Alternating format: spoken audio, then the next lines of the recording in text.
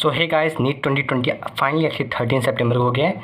हम biology question सबसे discuss करेंगे पहले वीडियो में, बाकी में केमिस्ट्री और फिजिक्स के। तो हम जस्ट आंसर्स डिस्कस करें।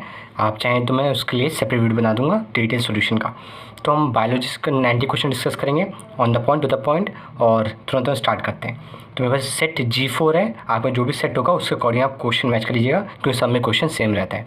तो पहले क्वेश्चन पे तुरंत आ जाते हैं। स्ट्रोबेलाई और cones are found in, answer है इक्विसेटम। एनसीईआरटी में क्लियरली सर डायग्राम के साथ सारे एक्सप्लेनेशन दिए हुए हैं। The QRS complex in a standard ECG students, याद स्टार्टिंग का पार्ट P के बाद QRS ऐसे जाता है ना, तो ऐसे इसका आंसर है डिप्लोराइजेशन ऑफ वेंट्रिकल्स। थर्ड क्वेश्चन है हमारे पास, प्लेसेंटा मैथ द फॉलोइंग है। तो देखिए सिर्फ पहले से हो सकता है, प्लेसेंटा SCG सेक्रेट करता है, तो आंसर इज थर्ड, यानी कि A का 2, B का थर्ड, C का फोर्थ और D का first. Leydig cells androgen secrete करते हैं, जिनका कंसंट्रेशन धीरे धीरे बढ़ते जाता है और डिफरेंट फंक्शंस को परफॉर्म करते हैं एंड्रोजन। तो in which the following techniques the embryo are transfer to assist those females who can not conceive, ZIFT and IUT। बहुत ईजी है, IUT से भी आप एग्जैक्टली डिस्कस कर सकते हैं आंसर। तो मेरे पास सेट G4 है, आपका जो भी सेट हो आप उसमें देख सकते हैं आंसर। तो फिफ्थ वाला आंसर हो जाएगा, देखिए हीमोफीलिया थ्रेसीमिया, तुरंत सब गलत हैं। फेनिलकेटोनुरिया, ऑटोसोम डोमिनेंट नहीं, तो आंसर हो जाएगा फिफ्थ का 2, autosome recessive, chromosome 11। Yes, answer is correct. So ये नेक्स्ट क्वेश्चन आ रहा है हमारे पास, dissolution of serotonin complex occurs in diplotene stage. Okay, which of the following is not an attribute of population, natality, mortality, sex ratio. ये तीनों NCERT में दिया हुआ है।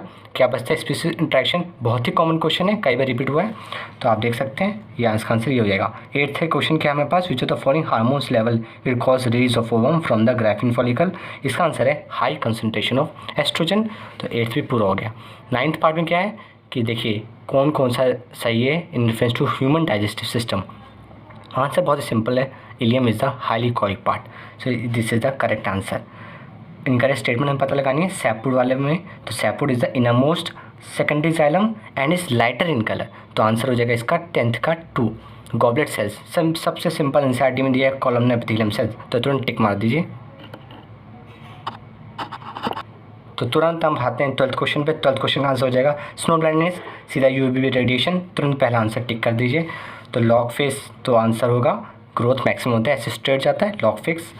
फिर आ गया 14 क्वेश्चन। 14 क्वेश्चन में अमोनिया क्या होता है, मिलर ने किस पे एक्सपेरिमेंट किया था, अमोनिया ना कि अमोनियम नहीं होगा, अमोनिया है, ammonia, hydrogen and methane at 800 degree Celsius. Fourth answer is the right. Plasmodium के क्या होते हैं, स्पोरोजोइड्स। आप क्वेश्चन में पढ़ लीजिएगा अपने हिसाब से और आंसर्स भी देख लीजिएगा। मैं वीडियो के एंड में सारे फोटोज रख दूंगा एक साथ में, आप स्क्रीनशॉट भी ले सकते हैं। तो which of the following statement is correct, तो 82 points, answer is D। 17 question, ligases join the 2 DNA molecules, answer is correct, so 17 answer is 4।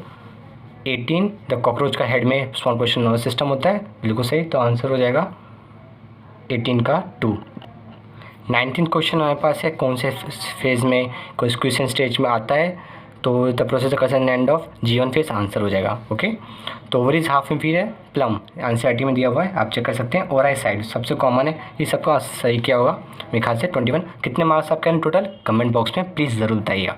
तो अब नेक्स्ट क्वेश्चन में हम आ जाते हैं तुरंत। तो ये हमारा next question, water hyacinth, insects और वेन, ठीक है। तो 12th का answer water hyacinth is pollination by take place by insect और वेन। 23rd क्वेश्चन है हमारे पास, bacillus thuringiensis, thermus aquaticus, 4 option है और ये सब हमारे पास है ऑप्शन, तो इसका आंसर हो जाएगा first option, that is first का 4th। आप सीधा सीधा पहले से ही पूरा कर सकते हैं, क्योंकि और कोई ऑप्शन नहीं है। फिर इसका DNA पॉलिमरेज, देखिए DNA पॉलिमरेज के कई टाइप होते हैं, उनमें से एक टाइप कराता है इसका opening of the DNA helix.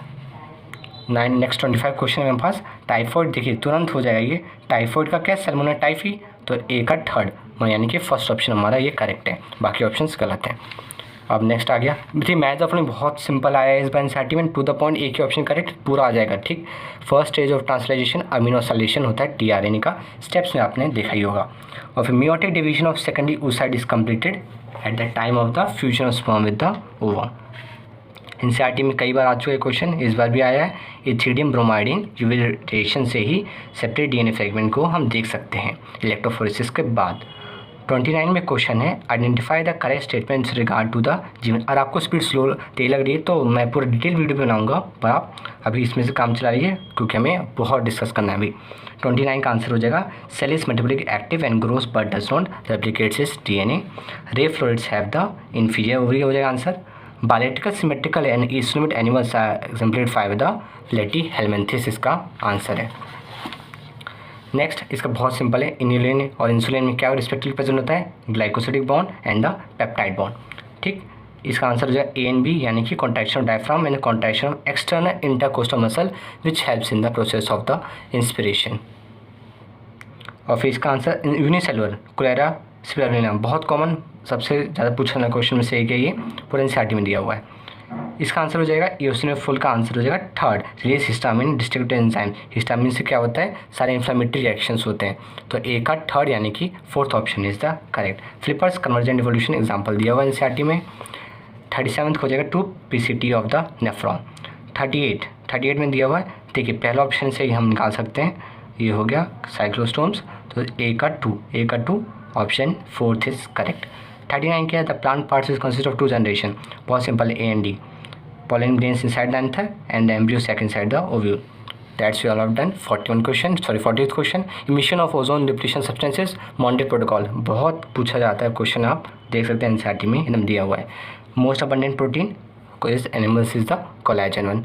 सो ये इसका, तो अब 42 क्वेश्चन पे आते हैं। हम 45 तक क्वेश्चन तक एक पार्ट में डिस्कस करेंगे, बाकी रिमेनिंग सेकंड पार्ट में करेंगे, ठीक है। तो 45 तक हम बस डिस्कस करेंगे इस वाली वीडियो में। तो स्पेसिफिक प्रिलिमिनरी सीक्वेंसेस इसका हो जाएगा फोर्थ, GATTC और CTT-AAG, ठीक है। 42 का फोर्थ वाला ऑप्शन करेक्ट होगा। इसमें लेंथ हो जाएगी 2.2 मीटर, आप कैलकुलेट कर सकते हैं, एग्जैक्टली ये आंसर आता है। बहुत ही कॉमन क्वेश्चन है, हर एक गाइड बुक में या फिर प्रीवियस क्वेश्चन में ये दिया रहेगा आपको। The products of reaction class by nitrogenase ammonia hydrogen, तुरंत ऑप्शन थर्ड आप टिक कर दीजिए। 45 ये हो जाएगा डार्विन फिंचेस हो जाएगा, ये नहीं गलत है, BCD। So the option correct है BCD। तो ठीक है, 45 का हो गया आंसर ऑप्शन नंबर 2।